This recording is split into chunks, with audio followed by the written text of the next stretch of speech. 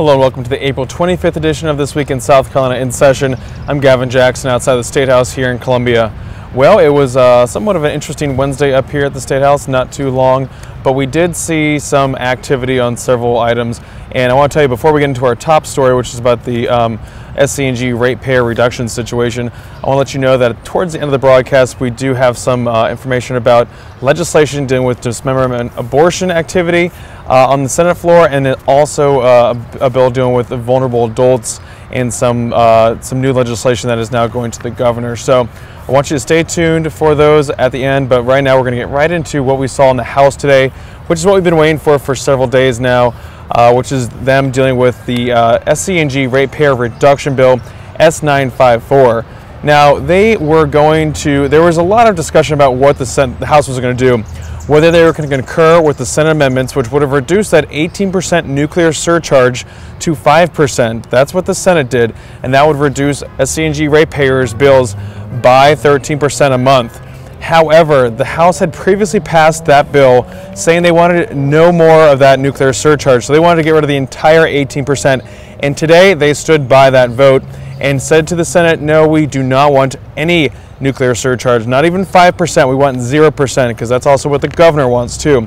So they voted overwhelmingly to say to non-concur with the Senate amendments, which has now set up a conference committee. So this bill will now head back to the Senate, where they'll be notified that the House did not concur, and the Senate will start to pick their 3 appointees to the conference committee.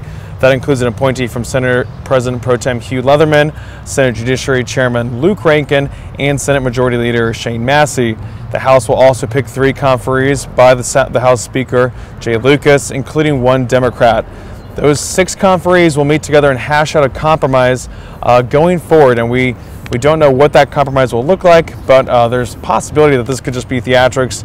And in a final attempt to say that House lawmakers used all available means necessary, but the best they could get was 5%, because let's remember here, the best the Senate could do was get down to 5%. They could not get rid of the entire nuclear surcharge altogether. They went with 5% because they had a report that said that SCANA, the parent company of SCE&G, could handle a 13% reduction financially. So a lot of moving parts today, but all in all, we did see the House again stick to their guns and stay with what they had originally passed, which was that 0% plan. So let's get right into it right now. We have a lot of other people who weighed in on this besides House lawmakers, but right now we're going to start off with what activity we saw in the House on S954. Stealing is stealing, whether it's a quarter or whether it's $1.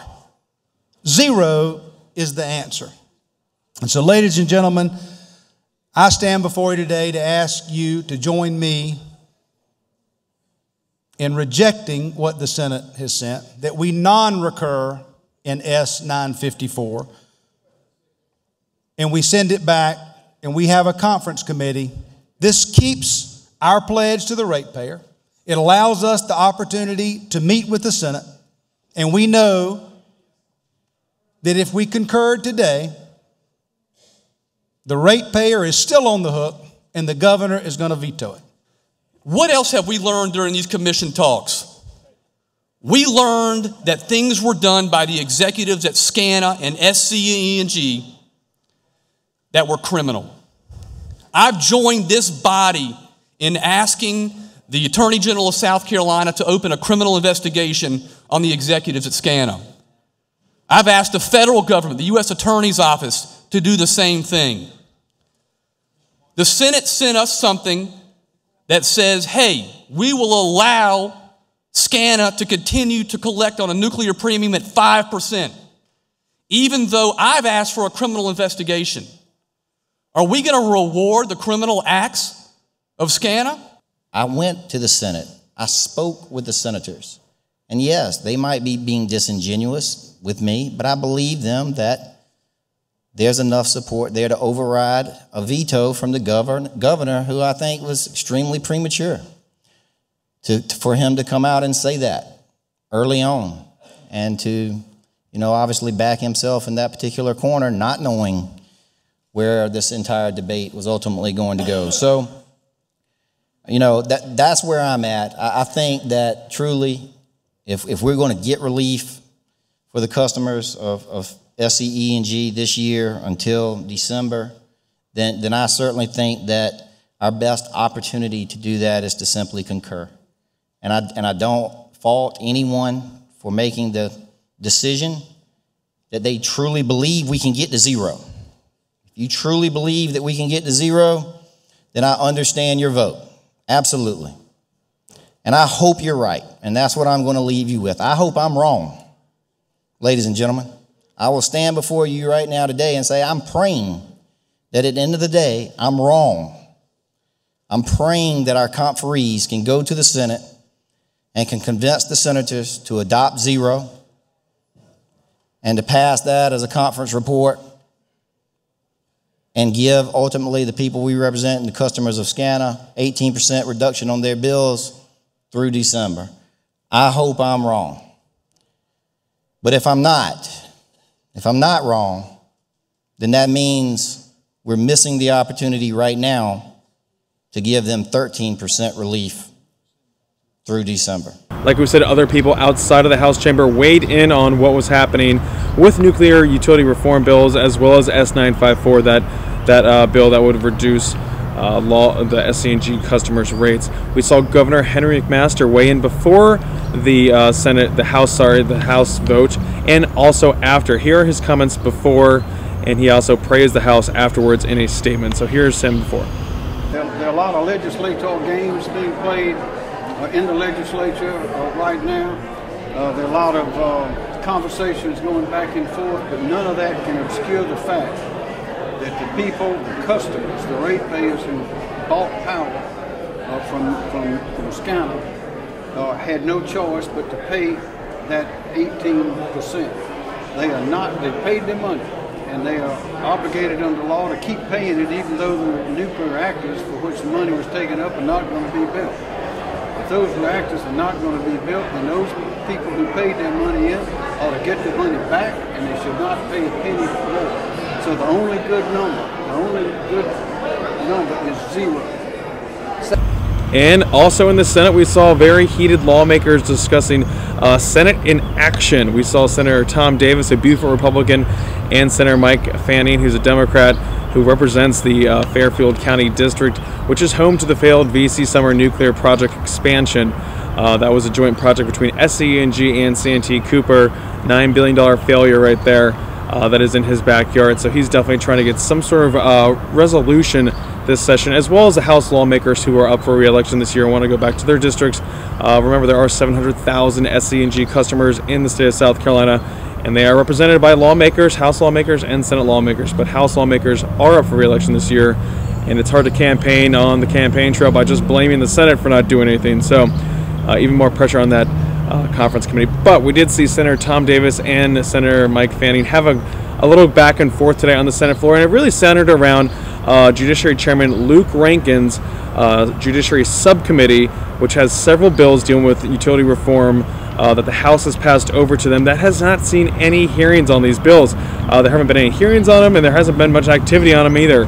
And that is what the crux of Senator Davis's moment at the well today really focused on, and he did not hold back. He is really passionate about this, and we've seen him do this before on several other bills, but he was really sticking it to the Senate Judiciary Chairman Luke Rankin. And it's important to point out that they did hold a hearing on those bills today. There was a subcommittee hearing by Senator Rankin's subcommittee, but the details are still forthcoming as that's happening right now while we're taping this. But here's what Senator Davis had to say today from the Senate floor. Understand what S954 does, all it does.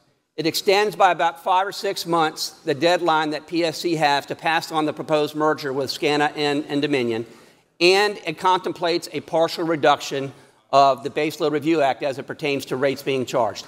That's all that it does. And extends the deadline for PSC to make their ruling, but that is it. You're absolutely right. It does nothing to preserve and maintain those assets out there in your county. And I'm an attorney, and I understand that when joint venture partners have disagreements, as apparently SCANA and Santee Cooper do, that ordinarily it's a matter for the courts. But what this General Assembly needs to understand is that this is different, in that we're talking about a state-owned utility in Santee Cooper, and on the other side, in regard to SCE&G, we're talking about a utility that has been granted a legislatively granted monopoly. We are uniquely situated as a General Assembly to take steps on behalf of ratepayers to preserve over $1 billion worth at a minimum of assets out there. But Senator from Fairfield, I can't understand that given the catastrophe that's occurred, we've taken no action to reform the PSC. We've taken no action for there to be an effective ratepayer advocate by reforming the Office of Regulatory Staff. We've taken no action to preserve those assets out in Fairfield County. We've taken no action to go ahead and open up the energy markets to independent power providers who can come in and provide power more cheaply than the utilities do. We've taken no action in regard to giving consumers choice in regard to renewable energy options. And not only haven't we taken action in regard to all those items I've just left, we haven't even gotten a subcommittee hearing on any of those matters. Now, I'm not sure how we get the name the deliberative body when things either passed by the House or filed by these members. We can't even have subcommittee hearings to bring forward stakeholders and testimony to offer evidence as to why they're necessary. I'm embarrassed. And the House approved overwhelmingly a bill from the Senate that would protect vulnerable adults from intimidation, from people soliciting them for money and property, as well as a slate of other items. So it's really strengthening laws for vulnerable adults in the state of South Carolina. This is a Senate bill that now heads to Governor McMaster's desk after a perfunctory third reading. So we have Representative Peter McCoy from Charleston to give you a little bit more details about this new bill, that would is set to become law to protect vulnerable adults. Let's listen right now. What this bill does is going to take a giant step and a first step to taking care of that issue. And what it does is it states a person shall not knowingly, willfully solicit or obtain by deception, intimidation, undue influence, or false, misleading, or deceptive acts or practices the money or property of a vulnerable adult. And what it also allows is it allows for a civil action to be filed. And what's unique about filing a civil action, because you can always do that, what the bill states is you can seek up to 3 times the actual damages if you prove the elements of this particular offense. So, Mr. Speaker and members, again, this is a giant first step in protecting a valuable asset to our community and our vulnerable adults. And House Speaker Jay Lucas had some somber news at the end of the House session today, in which he pointed out that lawmakers did manage to move 7 items off their calendar, but they added more than 20.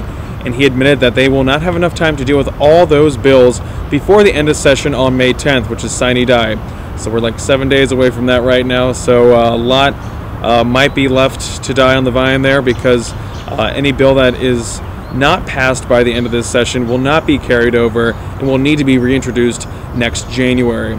And over in the Senate, we did see an attempt to put the dismemberment abortion bill on special order that would give it priority debate status.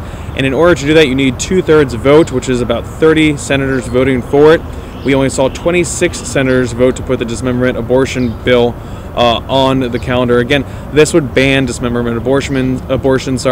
That it's a very rarely used procedure and is really only done in the state of South Carolina when the woman's health is at risk or the woman is in jeopardy. So it's a legal issue. It's a legal procedure in the state of South Carolina. It's covered under the Constitution, as is abortion. But again, we did not see enough votes to outlaw this measure, which again is done legally and for the sake of the woman, and it's done rarely. So that puts that to rest for the year, and we didn't see any activity on any other major bills over there. It's worth noting, though, that plastic bag ban bill is also somewhat in a holding pattern. There are 3 senators objecting to that bill being heard on the Senate floor right now, so it's pretty much as good as dead at this point. Those are 3 coastal senators objecting to that bill right now. So it's had a long journey to get here, but don't hold up much hope for that bill that would prohibit local municipalities, local counties from passing ordinances that outlaw single-use plastic bags. So it's as good as dead for the year, especially with 7 days left. So continue to stick with SCE TV as we continue to cover the remaining days of the 2018 legislative session up here at the State House. And you can follow these recaps every day at 7 p.m. on SCETV's Facebook page, our YouTube page, and my Twitter account at Gavin Jackson. You can also find the State House Daybook on SCETV.org on Tuesday, Wednesday, and Thursday.